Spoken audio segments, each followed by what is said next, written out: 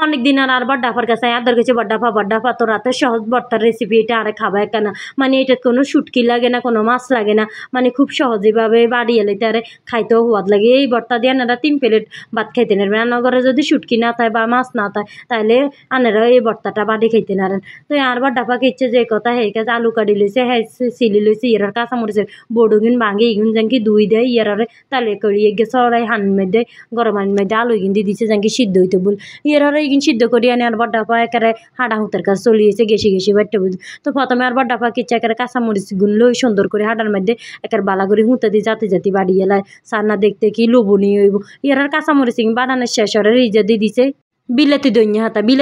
হাতা দিলে এত সোয়াদ লাগে বিশেষ করে বিলাতি দইয়া বাডার হার আর বড়্ডাফাকে দিকে ইচ্ছা হাঁস দিয়ে দিছে হ্যাঁ জিগিম বালা করে একেবারে গেছি বাড়ি লইবে একানা সোয়া রাখলো স্বাদ আছে ভর্তা তো আবার একদম মিস করি বাড়লো স্বাদ নাই ইয়ার যে কথা হে কাজ আর বড়্ডাফা ইয়ার বাড়ি এলার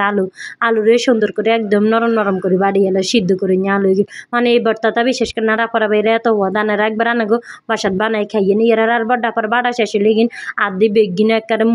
মাখি টাকি লয়ের বেগিন লয় মিক্সার করে সান্না বাড়ির লয়ের কি সুন্দর করে এত হওয়া হয়েছে বিশেষ করে নাড়া পড়া ভাই আজের বক্তার রেসিপি এনে শেষ আনারা বালা থাইম ব্যাগ